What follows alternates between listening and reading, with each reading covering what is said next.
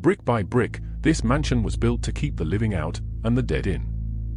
Within its walls, secrets breathe and shadows speak. Welcome to Haunted Mansion Stories. Every mansion has secrets. This one whispers them in the dark. Listen to the secrets only if you dare.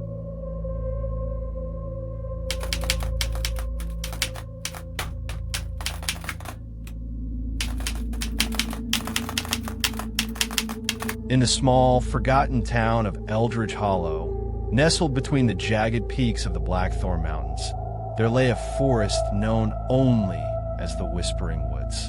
The townsfolk spoke of it in hushed tones, warning children to stay away, for the woods were said to be cursed. Many had ventured in, but few returned, and those who did were forever changed, haunted by what they had seen. One crisp autumn afternoon, a group of 4 friends, Mara, a spirited artist with a wild mane of auburn hair, Theo, a skeptical journalist always seeking the truth, Lila, a gentle soul with an affinity for nature, and Jasper, a thrill seeker with a penchant for the supernatural, decided to explore the Whispering Woods. They had heard the tales, but curiosity and bravado pushed them forward. As they approached the edge of the forest, the air grew thick with an unsettling silence. The trees loomed overhead, their gnarled branches twisting like skeletal fingers against the gray sky. Mara shivered, but Jasper laughed, dismissing her unease. "It's just a bunch of old trees," he scoffed, stepping boldly into the shadows. The deeper they ventured, the more the atmosphere shifted. The light dimmed, and an eerie mist began to swirl around their ankles. Lila, who had been collecting leaves, suddenly stopped. "Do you hear that?" she whispered, her eyes wide with fear. The others paused, straining to listen. A faint whispering echoed through the trees, a chorus of voices that seemed to beckon them further in. "Let's turn back," Mara urged, her heart racing. But Theo, ever the skeptic, insisted they press on. "It's probably just the wind," he said, though even he felt a chill creeping up his spine. As they walked, the whispers grew louder, forming words that danced just out of reach of comprehension. Find us," they seemed to call. The friends exchanged nervous glances, but Jasper, emboldened by the thrill of adventure, pressed on. "What's the worst that could happen?" He laughed, though his voice trembled slightly. Hours passed, and the sun began to set, casting long shadows that twisted and turned like dark specters. The friends had lost track of time, and the realization sent a wave of panic through them. "We need to go back," Lila insisted, her voice shaking. But as they turned, the path they had taken seemed to vanish, swallowed by the thickening fog. "Great," Theo muttered, frustration creeping into his tone. "We're lost." The whispers intensified, swirling around them like a tempest. Find us," they urged, now more insistent, almost desperate. Suddenly, Mara spotted something glimmering in the underbrush. "Look," she exclaimed, rushing towards it. The others followed, and they found a rusted key, its surface etched with strange symbols. "What do you think it opens?" Jasper asked, excitement flickering in his eyes. Before anyone could answer, the whispers crescendoed into a cacophony, drowning out their thoughts. Find us," the ground trembled beneath their feet, and the trees seemed to lean closer, their bark twisting into grotesque faces. "Let's get out of here," Lila screamed, but as they turned to flee, the forest shifted around them. The trees closed in, blocking their path, and the whispers transformed into anguished cries. "Help us! Help us!" Panic surged through the group as they stumbled deeper into the woods, the key clutched tightly in Mara's hand. "What if it's a way out?" she shouted over the din. "Maybe we need to find what it unlocks." With no other choice, they pressed on, the whispers guiding them through the labyrinth of trees. Finally, they stumbled upon a clearing where an ancient, crumbling door stood alone, half buried in the earth. The key felt warm in Mara's palm, pulsing with an energy that seemed to resonate with the whispers. "Do it," Jasper urged, his eyes wild with fear and excitement. With trembling hands, Mara inserted the key into the lock. The moment it turned, a deafening silence fell over the woods. The door creaked open, revealing a dark void beyond. "Are we really going in there?" Theo asked, his voice barely above a whisper. But before anyone could respond, the whispers returned, now pleading, "Help us! Help us!" Mara took a deep breath and stepped through the threshold, the others following closely behind. As they crossed the threshold, the world around them shifted violently. The forest dissolved into darkness, and they found themselves in a vast, empty space filled with shadows. In the distance, they saw figures emerging from the gloom, lost souls trapped in the woods, their faces twisted in despair. "You've come to help us," one of them said, reaching out with a skeletal hand. "We were once like you, but we sought the secrets of the Whispering Woods." Realization dawned on Mara. The key was not just a means of escape, it was a choice. They could leave, but at what cost?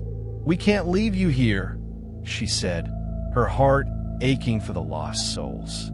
But as she spoke, the shadows began to close in, and the whispers turned to screams. "You must choose," they cried. "Stay with us, or return to the world above." In that moment, Mara felt the weight of her friend's hands on her shoulders, their fear palpable. "We can't abandon them," she said, her voice steady. "We have to find a way to free them." With newfound determination, they joined hands and focused on the key, channeling their energy into it. The whispers transformed into a harmonious chant, and the shadows began to recede. The door behind them glowed with a brilliant light, and the lost souls surged forward, drawn to the warmth. In a blinding flash, the friends found themselves back in the clearing, the door now sealed tight. The whispers faded into the wind, leaving only the rustling of leaves.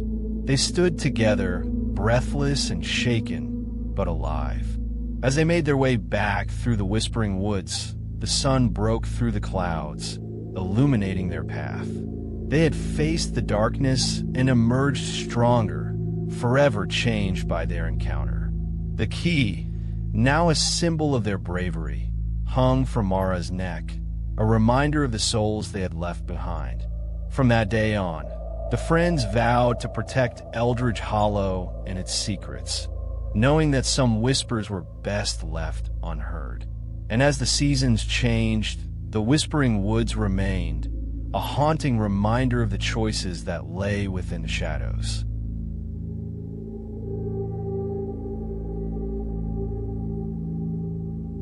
It had been 23 days since Mara, Theo, Lila, and Jasper stepped out of the Whispering Woods. The air in Eldridge Hollow should have felt lighter, but it didn't. The town still carried a strange stillness, as though the forest had followed them home. Mara hadn't been sleeping. Every night, she woke to faint murmurs at her window, words just beyond understanding, like wind tangled in human breath. She told herself it was only her imagination, but when she looked in the mirror each morning, she swore she saw the trees behind her eyes. The key hung from her neck, dull and cold now. Sometimes, though, when she dreamt of the door, it grew hot enough to sear her skin. Theo tried to rationalize everything. He'd spent years debunking ghost stories for local papers, chasing logic in the shadows of superstition. But even he couldn't explain why the recording from his camera, the one he'd used in the forest, was blank. Every second of it, erased, except one moment. At exactly 2:13 a.m., during the footage of static, a whisper broke through. "You never left." He'd played it over and over, headphones pressed tight, chills crawling down his spine. He didn't tell the others. Not yet. Jasper, once the loudest of them, was quieter now. He joked less, laughed less. His apartment had grown cluttered with salt circles and melted candles. His own desperate attempt at protection. He said he saw figures outside his window some nights, just standing beneath the streetlight. When he went to check, there were only footprints, bare ones, leading toward the woods. He hadn't gone to work in a week. Lila was the only one who tried to move on. She spent her days tending to the small greenhouse behind her house, filling it with herbs and wildflowers. But the plants were dying no matter how much she cared for them. The soil felt wrong. When she dug her hands into it, she found something cold buried beneath the roots. A splintered fragment of wood, carved with the same symbols that had been etched into the key. That night, she dreamed of the forest again, and in her dream, the trees were whispering her name. By the second week, whispers weren't just dreams anymore. Children in the town began waking up screaming, saying the trees were calling. A farmer went missing. His dog returned, trembling and covered in gray dust that clung like ash. Mara gathered the others in her small kitchen, candlelight flickering between them. The air felt heavy, as if something unseen was listening. "Theo," she said softly, "you've been recording again, haven't you?" He hesitated, then nodded. "Something's happening. Every night around 3, I hear it outside my house. Like voices in the wind. I recorded them last night." He set a small tape recorder on the table. The others leaned in as he pressed play. For a few seconds, there was only static. Then, faintly, a whispering chorus began to emerge. Dozens of voices, overlapping, desperate. "Find us, find us." The same words they'd heard in the woods. But then something new. A single, distinct voice rose above the others. It was faint, almost trembling. "You shouldn't have taken the key." The recorder clicked off. Silence filled the room. Jasper stood, running a hand through his hair. "We need to burn it," he said. "That damn key. It's what's keeping this going." Mara clutched it instinctively, her pulse quickening. "You saw what happened when we used it. You think fire can destroy something like this?" Theo's gaze was distant, haunted. "It's not about the key," he murmured. "It's about the door. Whatever we did, it didn't close. Not completely." Lila swallowed hard. "Then what do we do?" Theo reached into his coat pocket and pulled out a folded piece of newspaper, yellowed and fragile.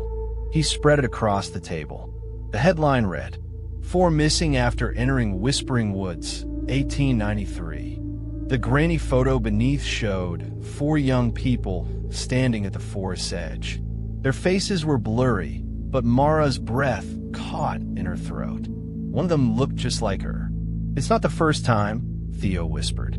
"It's happened before." The candle flickered violently, and then, all at once, every flame in the room went out. For a moment, there was only darkness. Then, through the window, they heard it. The wind carrying soft voices, whispering their names one by one.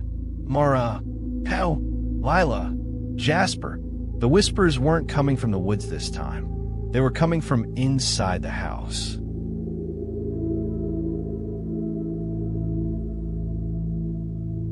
The morning after the voices returned, Theo packed his bag and left town. He told no one where he was going, only that he needed answers. The others didn't argue. Part of them wanted to believe that if Theo could understand the curse, maybe they could end it. The road beyond Eldridge Hollow wound through miles of abandoned farmland, each field more barren than the last. By dusk, he reached the Old Town Library, or what was left of it. Its roof had caved in, and ivy swallowed the brick walls like green fire. Inside, the air was thick with dust and mildew, the silence broken only by the creak of his footsteps. Theo lit his flashlight and began searching the archives. He wasn't looking for myths. He was looking for names. After hours of digging, he found it, a record dated November 3rd, 1893. For townsfolk, Eliza Harlow, Simon Crane, Ruth Blackthorne, and Elias Blackthorne, all declared missing after entering the northern woods on All Hallows Eve. Elias Blackthorne. The name tugged at something in Theo's memory. The last name had appeared carved in the old stones near the clearing where they'd found the door. He flipped the brittle page and found a note scrawled in faded ink. If anyone finds this, do not listen to the forest.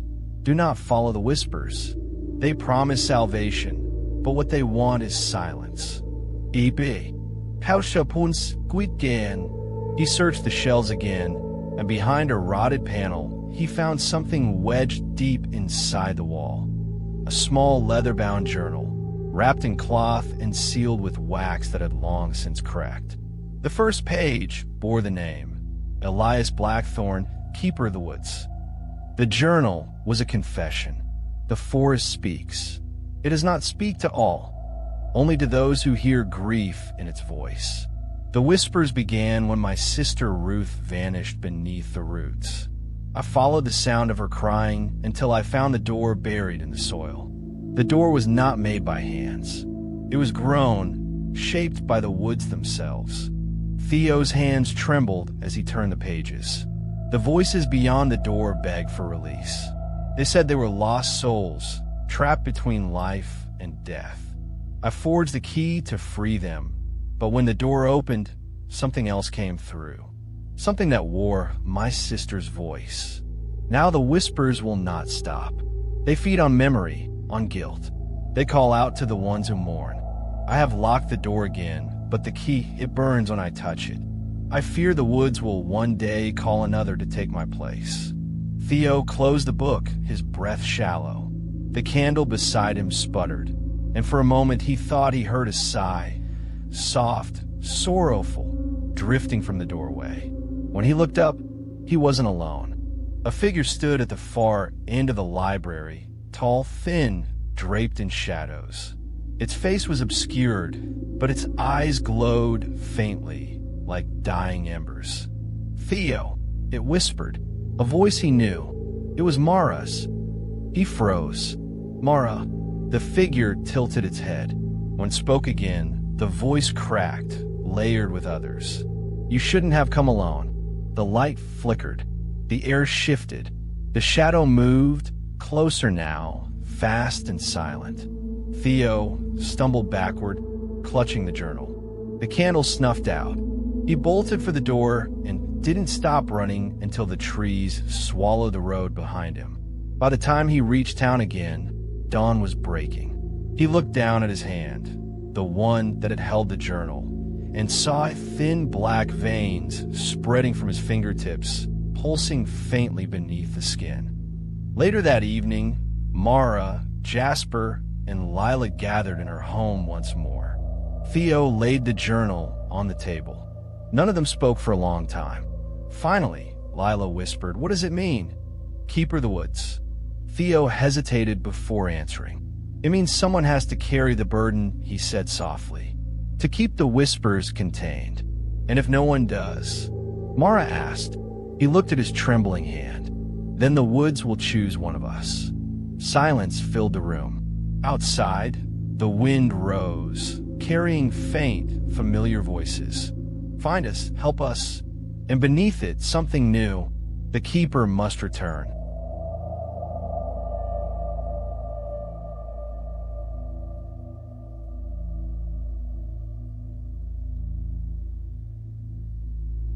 Lila hadn't left her garden in 3 days. The others didn't know. She hadn't answered her phone since the night Theo brought the journal back. But she couldn't. The whispers were louder here, beneath the soil between the roots. They called to her by name now, soft and pleading. "Lila, come home." The first time she heard it, she'd thought she was dreaming. The second time, she realized it was coming from below. She dug through the dirt until her hands were raw and bleeding, but the sound didn't stop. It pulsed like a heartbeat deep underground. and when she pressed her ear to the ground, she swore she could hear breathing. The journal Theo had found sat open on her kitchen table, a candle burning low beside it.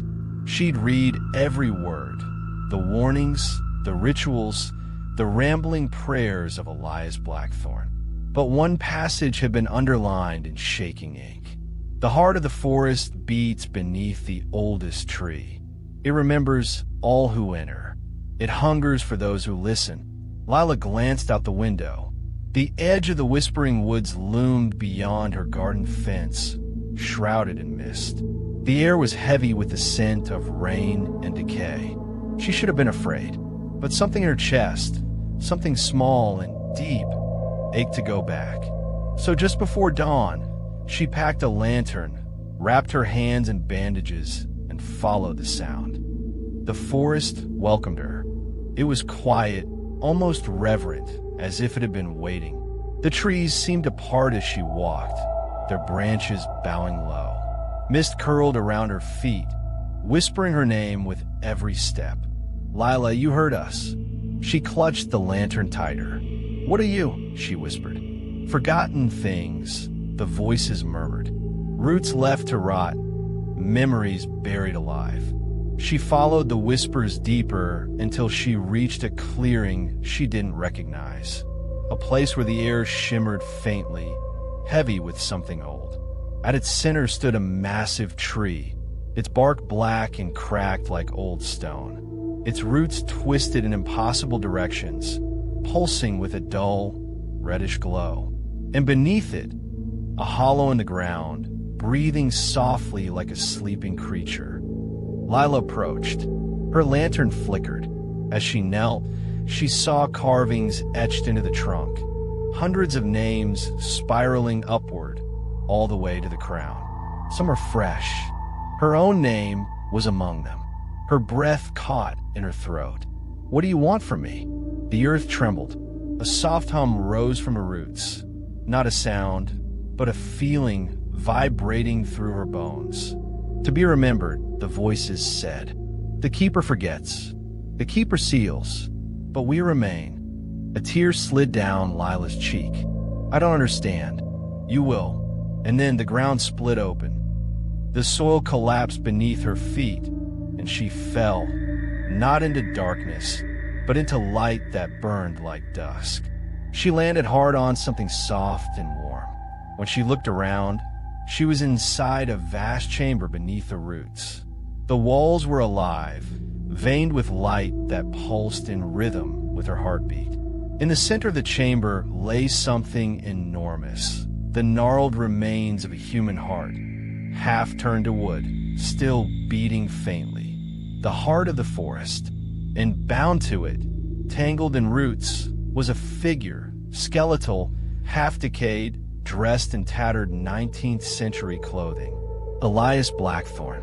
His eyes snapped open. "Lila," he rasped. "You came." She stumbled back. "You're alive." "Not alive. Not dead." His voice creaked like old wood. "The forest needed a keeper. It took me. It will take you." Above them, the roots trembled violently.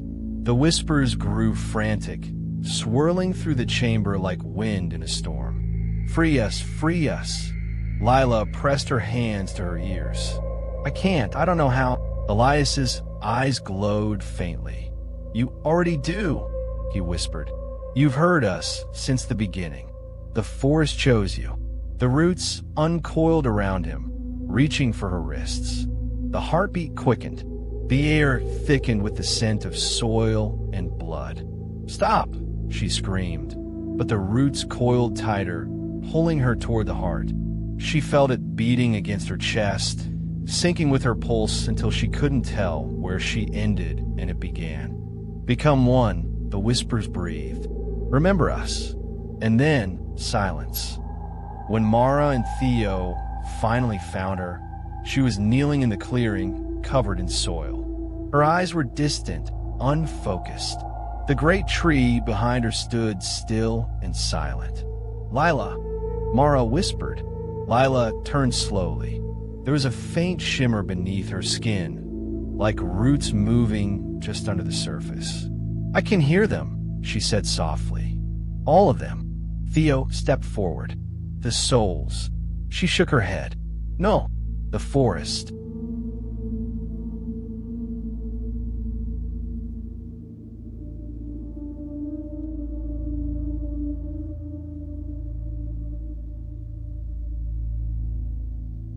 The storm came 2 nights after Lila returned from the forest. Rain lashed the streets of Eldridge Hollow, thunder rolling through the mountains like the growl of something ancient and alive. Mara couldn't sleep. The sound of wind scraping against her windows reminded her too much of whispers. She tried calling Lila, but there was no answer. Theo was back in his room, feverish and shaking, the black veins on his hand spreading up his arm. And Jasper hadn't been seen since the night of the thunder, until the next morning when Mara found his note. "Meet me at the Old Mill Road, near the creek. I think I found where it all began." Gee. The Old Mill Road was overgrown, nearly erased by time. Mara's car could only go so far before the mud swallowed the tires, so she continued on foot, clutching her coat tight as the rain turned the path into a river. She found Jasper standing by the creek, soaked and pale, staring at the forest across the water. His eyes were wide, not with fear this time, but wonder. "It's here," he said, his voice barely audible over the rain. "What is?"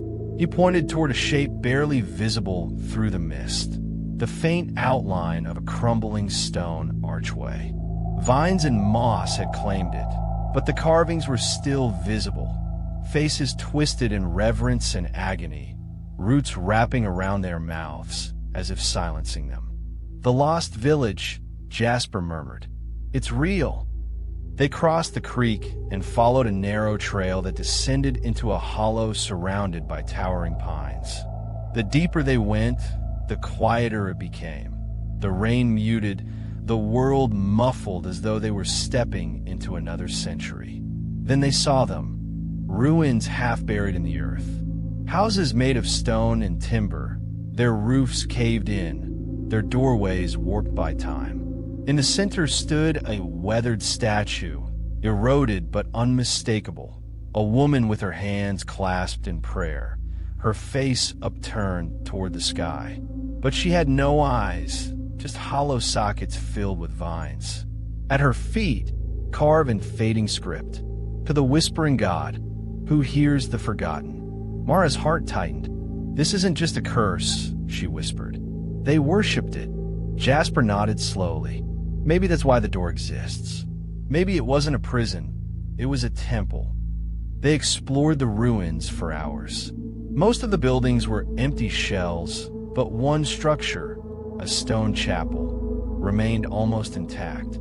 The door creaked open easily, revealing rows of decayed pews and an altar carved from living wood. On the altar lay an object wrapped in rotted cloth. Mara pulled it back and gasped. It was another key, larger, older, but bearing the same symbol as the one she wore around her neck. Only this one wasn't rusted. It pulsed faintly alive. They didn't notice the shadows gathering along the walls until it was too late. At first, Mara thought it was just the lantern's flicker, but the shapes moved, crawling slowly across the stone, elongating into human forms. Whispers rose like a chorus of sighs. "You've come back. The door remembers. The keeper returns." Jasper raised the lantern, his face pale. "We shouldn't be here." Before Mara could answer, the statue outside began to groan, stone cracking, vines writhing like veins. Its eyeless face turned toward the chapel. The walls trembled. "The god is hungry," the whispers hissed. "It wakes." The light in the lantern dimmed, and the key on the altar flared with a blinding glow. For a moment, Mara saw flashes, visions like lightning behind her eyes. A village kneeling before the forest. A woman carved from roots. A door opening beneath the ground. and Elias Blackthorne screaming as he was pulled inside. Then everything went dark. When she opened her eyes, the rain had stopped. The chapel was gone. She was lying in the clearing near the heart tree, the one where they'd found the door weeks ago. Jasper was beside her, barely breathing. Mud streaked their faces. But something was wrong. The door that had once been sealed shut now stood slightly open, light spilling through the crack like blood. A low hum filled the air, a pulse that matched the rhythm of her heart. Mara reached for the key around her neck. It was glowing again, warm against her chest. The whispers brushed her ear, soft and intimate. "The past remembers you, Mara Hollow." She froze. "What did you call me?" "Hollow." The voice repeated, gentle, almost loving. The line was never broken, and for the first time, Mara understood. She wasn't just part of the story. She was the story, descended from those who first sealed the door, bound to the forest's curse by blood. The Whispering God had always known her name.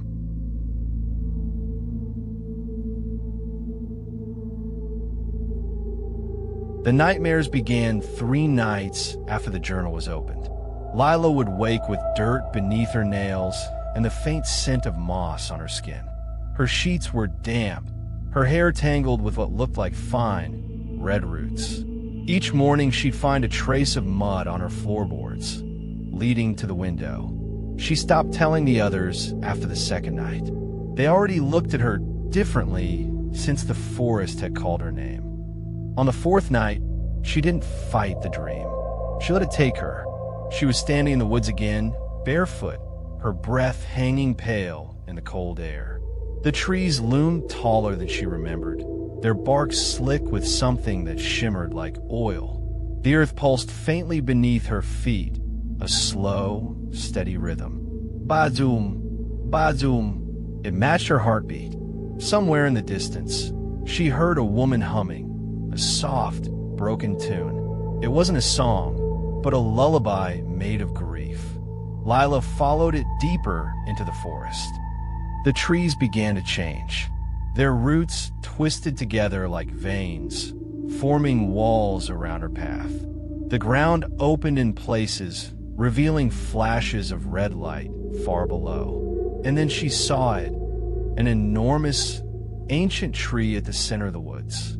Its bark was pale like bone. Its roots were slick with blood. The humming grew louder. Lila stepped closer, and the tree's trunk split open slightly, just enough for her to see what was inside. A human face half buried in the wood. The lips moved weakly, whispering her name. "Lila, return it." Her voice caught in her throat. "Return what?" "The key." The word echoed like a heartbeat. The roots around her began to writhe, curling toward her feet. She turned to run, but the forest shifted again, swallowing the path. Every direction looked the same. Every sound began to merge into one. Whispers, sighs, heartbeats. And beneath it all, that humming again. Only now she recognized it. It was her mother's voice. When she woke, it was just before dawn. Her hands were streaked with soil. Something small and hard lay in her palm, a fragment of wood carved into the shape of an eye. She dropped it, but it clung to her skin as if magnetized. When she finally pried it off, her palm burned where it had touched her, leaving a faint mark, a circular pattern of roots radiating outward. Theo stared at it when she showed him later that day. "It's the same symbol that was on the journal's final page," he said. "The one Elias drew before he disappeared." Lila's voice shook. He said to return the key. "What if it's not metal? What if I'm the key?" No one answered. Outside, the trees swayed though the air was still. From the window, Mara thought she saw something pale shift between the branches, like a face watching them through the dark. That night, Lila sat alone, tracing the mark on her palm. It pulsed faintly, in rhythm with the sound in the distance. A heartbeat rising from beneath the soil. And from the woods came a single whisper, clearer than ever before. "The root remembers who you are.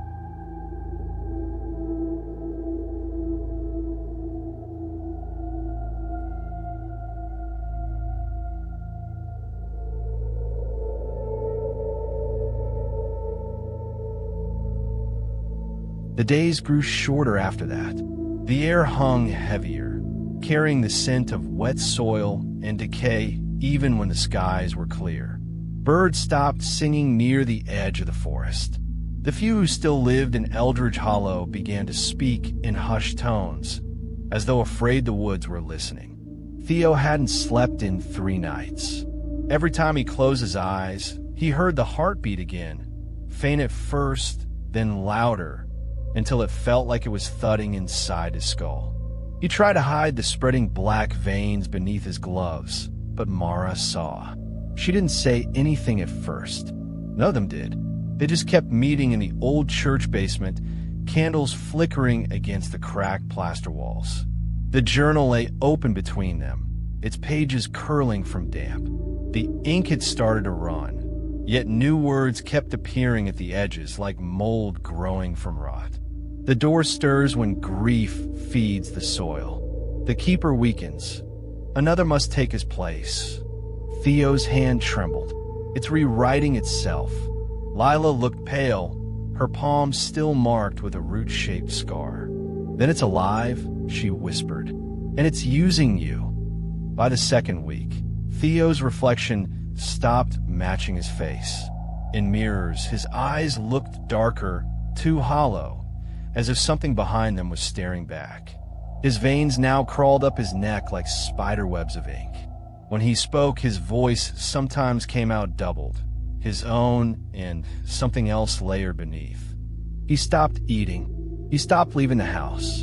And then one evening, Mara found him outside the treeline, standing before the clearing where the door once lay buried. Only now, it wasn't buried anymore. The earth had shifted. Roots had split open the ground, revealing the door again, pale, pulsating, alive. It throbbed with the rhythm of a heart. Theo stood motionless before it, whispering something under his breath. "The keeper must return," he murmured. "It's my turn now." Mara ran forward, grabbing his arm, but his skin burned cold. "Theo, listen to me," she said. "It's not you it wants. It's what's inside you." He looked at her then, and for a moment, the boy she knew flickered back, his eyes wide, terrified. "Mara, it won't stop. I hear them all the time. They sound like us, like people we've lost." A voice drifted from the open earth, soft, inviting. "We can end the pain. Just open the door." Theo's body went rigid. His fingers reached for the latch. Mara screamed his name and pulled him back, but the door pulsed harder, reacting to his touch. The soil around it heaved as if breathing. From the cracks, a black mist began to rise, cold and heavy, and within it faces, countless faces, whispering, "Keeper, keeper." Lila arrived just as the mist reached Theo's knees. Her scar burned so fiercely she could barely stand. She pressed her palm to the ground, and for a brief moment the forest froze, every tree, every sound holding its breath. "The key," she whispered. "It's me." She slammed her palm against the door. Light burst from the mark, not bright, but deep red, like blood seen through fire. The door groaned and shuddered, and the mist shrieked as if in pain. Theo collapsed, gasping. When the light faded, the door had vanished again. The earth sealed itself, roots knitting over the scar like healing flesh. For a moment, it was quiet. Then, softly, the forest whispered. You closed it, but still open inside him. Theo woke the next morning with no memory of what happened. But the mark that had been on Lila's palm was now faintly visible on his chest, pulsing beneath the skin. And in the stillness of dawn, the wind carried a new sound. Not whispers this time, but breathing, as if the forest itself had begun to wake.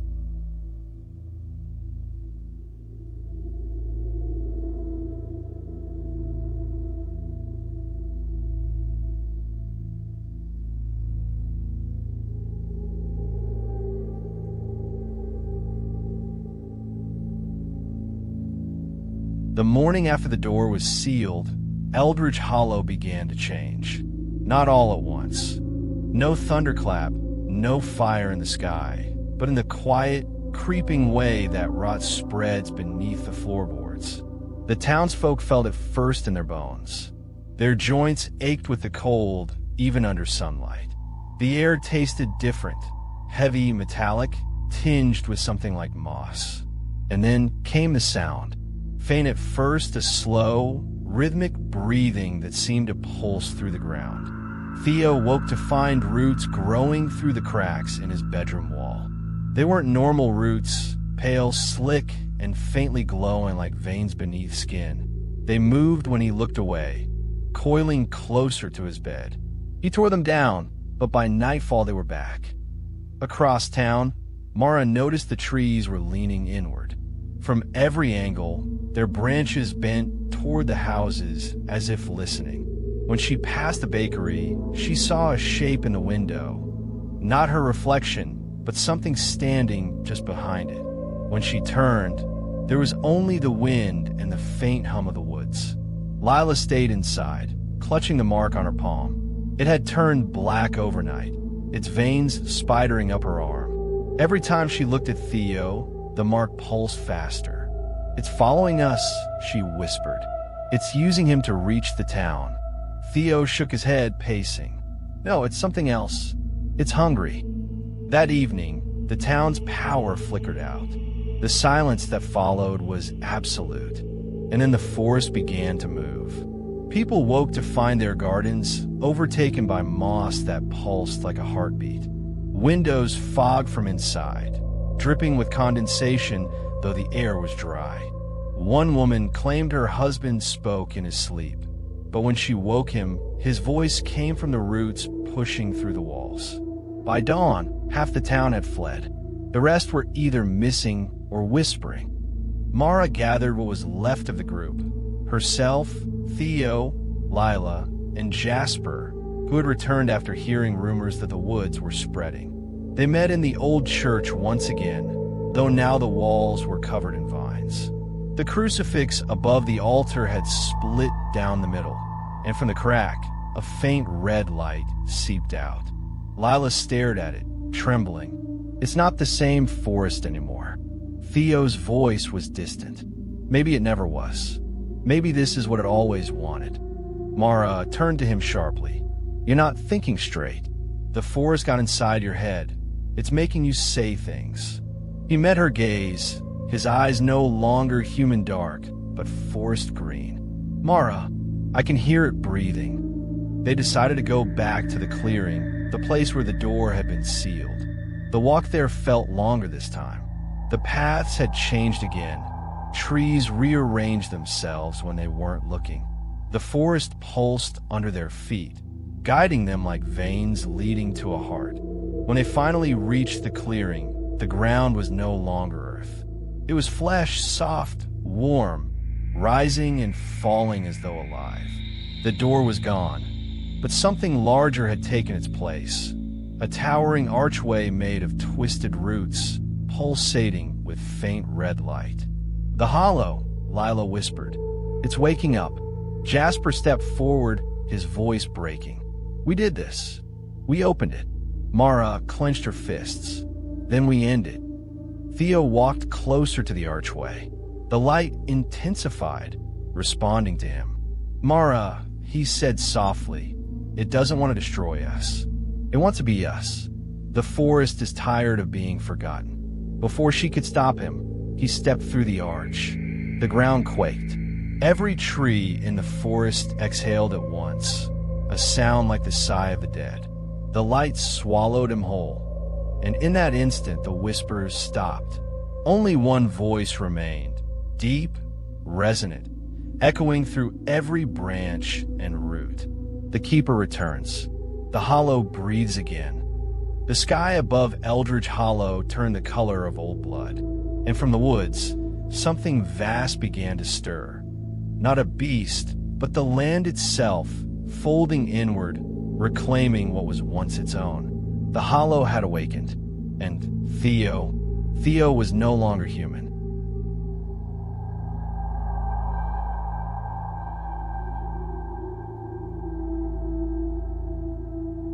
The sky above Eldridge Hollow stayed crimson for 3 days. Birds no longer flew. The air was thick, pulsing alive. Those who hadn't fled the town whispered that the earth itself was watching. Mara and Lila took refuge in the library, one of the few buildings not yet overtaken by vines. Its stone walls were cold, ancient. Dust fell from the ceiling in thin, slow drifts. By candlelight, they tore through the town's archives, searching for anything that could explain what the Hollow had become. Most records had rotted or been blackened by mold, but in the deepest drawer of a locked cabinet, Mara found an envelope sealed with wax. The stamp was shaped like a tree with an eye in its trunk. Inside was a brittle, handwritten confession. To those who come after us, it began, "Know this, the forest was never ours to tame." The letter spoke of 1694, when Eldridge Hollow was founded by 6 families fleeing famine and plague. They settled in the valley by the mountains, rich soil, quiet streams, endless trees. But the land refused to yield. Crops withered overnight. Livestock vanished. Children fell sick. Desperate, the settlers turned to an old woman who lived in the woods. She called herself Mother Dalen, a name the church later erased. She promised them life, if they promised the forest its due. The families agreed. That night, they performed the root pact. They bled into the soil, buried a living heart beneath the central oak, and whispered their names into the roots. The next morning, their fields flourished. Their dead were gone. The town began to thrive. But as the years passed, the price revealed itself. Each generation, one child was born marked, veins dark as ash, eyes green as moss. The keeper of the hollow. Their duty was to hold the door shut between the living and the waiting. If the keeper ever failed, the forest would wake. Mara set the letter down, her hands shaking. "It was never a curse," she said. "It was a deal. In Theo's bloodline." Lila nodded slowly. He was born to be the next keeper. They fell silent as realization sank in. The door hadn't chosen Theo, it had claimed him.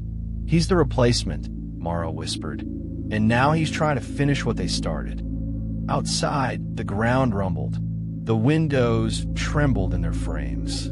Through the cracks, they saw the streets split open. Roots slithered out like serpents, wrapping around lampposts and dragging them down. The townsfolk's screams were swallowed by the sound of shifting earth. The forest was reclaiming its children. Mara stuffed the letter into her jacket and grabbed Lila's hand. There has to be a way to undo the pact. Lila's mark glowed faintly, the black veins pulsing with heat. Mother Dalen made it. Maybe she left a way out. They followed the oldest map of Eldridge Hollow, tracing the faded ink to a forgotten site at the edge of town, the Founder's Hollow, where the 6 families buried their offerings. The path was overgrown, the air heavy with spores that shimmered like ash. Every step they took, whispers crawled up from the soil, chanting their names. When they reached the clearing, they found a circle of stones, half sunken into the ground. In the center was a tree, black, gnarled, and bleeding sap the color of ink. Carved into its trunk were the names of the 6 founders, and beneath them a 7th name, freshly etched. Hauhale.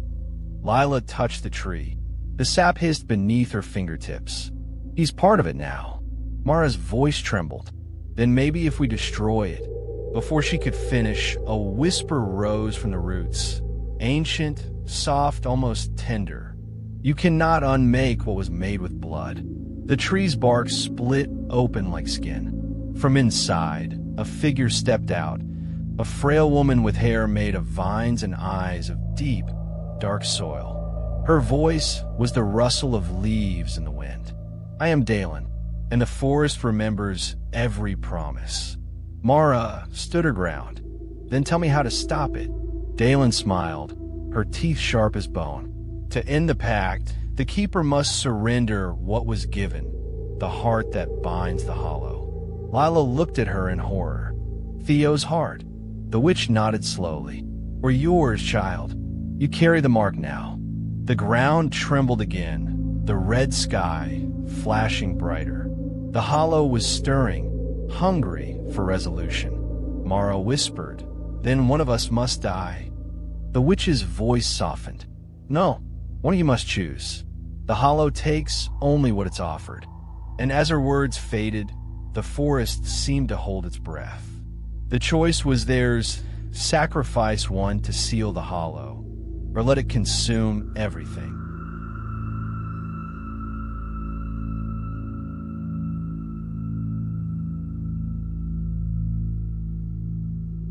The hollow no longer slept. Every root in Eldridge Hollow pulsed with light. Every window wept sap. Every breath carried the scent of earth and blood. The town had become one vast, breathing organism, alive, aware, waiting. Mara and Lila stood at the edge of the Founder's clearing, the black tree looming before them, its twisted branches clawing at the crimson sky. The witch, Mother Dalen, had vanished, leaving only her words behind. One of you must choose. The hollow takes only what it's offered. Theo's voice came from behind them, soft, hollow, no longer his own. You shouldn't have come. He emerged from the shadows, barefoot, his eyes now glowing the same dull red as the veins running through the earth. The mark on his chest pulsed rhythmically, sinking with the breathing soil beneath them. The forest doesn't need you anymore, he said. It's awake. It remembers. Mara stepped forward, trembling. Theo, please. You're stronger than this. We can end it together. He tilted his head, listening to something they couldn't hear. Together? That's what it wants too. The forest was born from unity, from blood shared, from hearts joined. Lila's voice cracked. You're not the forest. Theo smiled faintly. Are not. The ground split open behind him. From the chasm, roots erupted, long, pale tendrils writhing like serpents. They surrounded Theo, lifting him off the ground. The forest was feeding through him now, drinking his life, his will. Lila clutched her scarred palm, the black veins crawling up her neck. It's using him as the vessel, she gasped. He's the door. Mara's mind raced. The letter, the pact. The keeper must surrender what was given, the heart that binds the hollow. She looked up at Theo, tears burning her eyes. If the forest took your heart, maybe we can take it back. The clearing trembled. Whispers rose from the soil, desperate, pleading. Stay with us. The hollow feeds. Give, give, give. Mara reached in her pocket and pulled out the rusted key, the same one they had found in the woods that first day. Its surface glowed faintly, warm against her skin. It had never stopped pulsing. Theo's eyes widened. You still have it? Mara nodded. It opened the door once. Maybe you can close it again. The forest screamed as she approached. Branches lashed out, tearing through the air, but Lila stepped between them, her mark blazing like fire. You'll have to go through me, she hissed. For a moment, the forest hesitated. The roots recoiled. Mara pressed the key against Theo's chest, right over the beating mark. The ground convulsed. The air went white. Theo's body arched, and from his mouth came a sound like the wail of 1,000 voices. The forest shook, its whispers turning to cries of anguish. Beneath them, the heart of the hollow thudded louder, faster, frantic. Mara, Lila screamed. It's taking you with him. Mara's grip tightened. I know. The light burst outward, searing, endless. Through it, Mara saw flashes. The first settlers burying the heart. Mother Dalen whispering over the soil. Every keeper before Theo standing alone in the dark. She saw the door, the void, the soul still trapped there. And then she saw herself, standing in the forest core, holding the heart. A voice, gentle now, spoke through the light. "You can end it, but you must stay." She turned toward Theo. His eyes were clear for the first time in days. "Mara," he whispered, "don't." But she only smiled, soft, sad, resolute. "You held the door open. I'll hold it shut." The light engulfed them both. Lila screamed as the clearing imploded. Roots snapping, trees splintering, the red sky bleeding into gold. And then silence. When the dust cleared, Lila stood alone.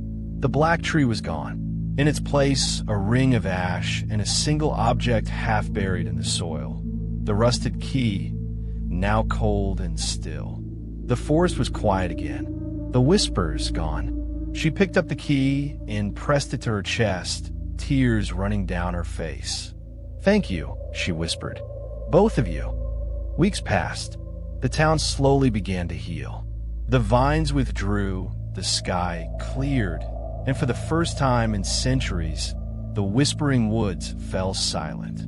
But on quiet nights, when the wind passed through the trees just right, some swore they heard a woman's voice in the rustle of the leaves. "Rest now. The door is closed." Lila became the last keeper of Eldridge Hollow, guardian of a forest that no longer whispered, but listened. And at the heart of the woods, deep beneath the roots, something slept peacefully. Two souls, bound forever, the heart that ended the hollow.